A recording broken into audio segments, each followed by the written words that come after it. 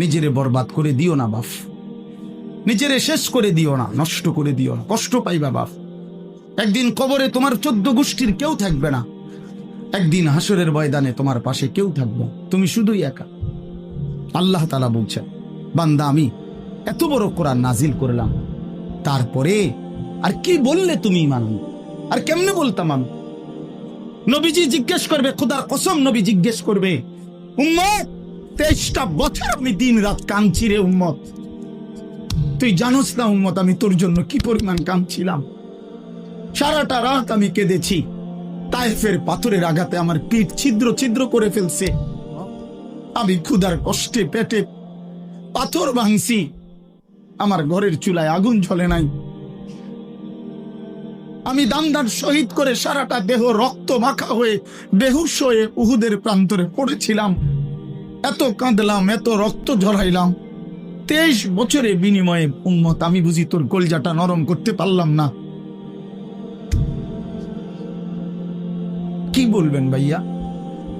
এই ছেলেরা বাপ কি বলবা তোমরা?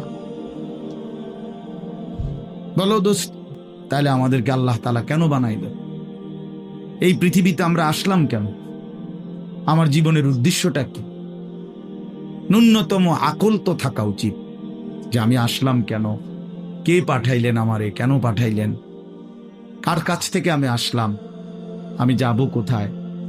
প্রতিনিয়ত মানুষগুলো যে মারা যায়, ওরা যাচ্ছে কোথায়, কি হবে তাদের?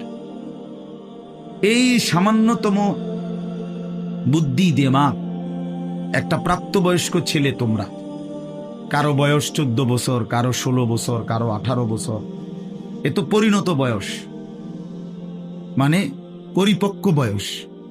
ওয়ালাম্মা বালাগা আশুদ্দা, একেবারে পূর্ণ শক্তির টাইম। কোরআন শরীফে আল্লাহ তাআলা মানুষের হায়াতকে 3টা ভাগে ভাগ করছে।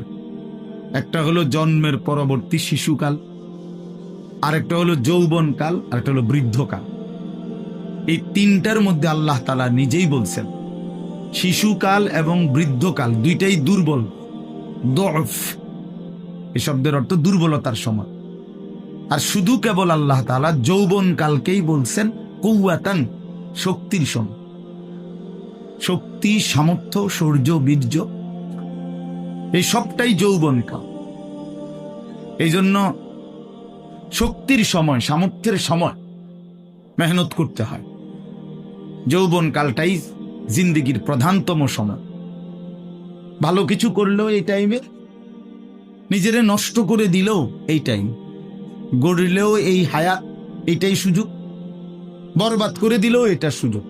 বুড়া মানুষ, বয়স্ক লোক ইচ্ছা করলেও অনেক নেক কাজ করতে পারেন, ইচ্ছা করলেও অনেক গুনার কাজও করতে পারেন।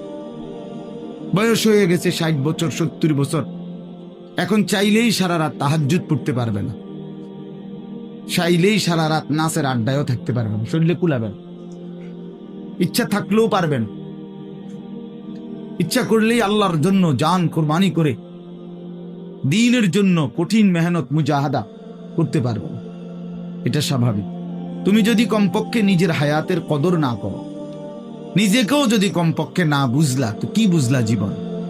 এই সমাজ, এই দেশ, এই জাতি, নিজের এলাকা, পাড়া, মহল্লা, কারো কোনো উপকার করলা না, কমপক্ষে নিজের উপকার তো করো। নিজের ভালো, নিজের কল্যাণ, নিজের জন্য তো কমপক্ষে, যে আমি যে একটা মানুষ, আমি যে সারাদিন 1 ওয়াক্ত নামাজ পড়ি না, সারাদিন মোবাইলের মধ্যে নাচ, গান, ছবি, নর্তকীর সিনেমা, নাটক, অস্থির দৃশ্য, উলঙ্গ ছবি, সারাদিন সমবয়সী বন্ধুদের সাথে আড্ডা দিলাম, দুষ্টামি করলাম, ফালতু কথাবার্তা করে কাটাইলাম। আচ্ছা, এটা রাত শেষে ঘুমের টাইমে হলো তো মানুষের বিবেকে একটু হলেও নাড়া দেওয়া উচিত, জানি বাস্তবিক অর্থে সারাদিন কি করলাম।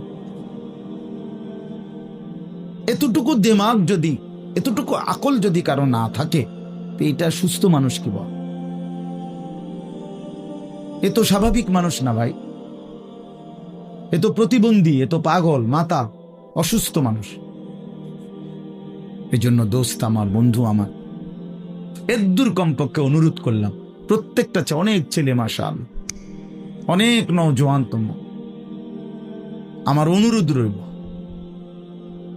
এতটুকু দিল দিয়া ভাইব, নিজেরে নিয়ে শুধু ভাইব, আর কিছু না করো, নিজেরে ভাইব।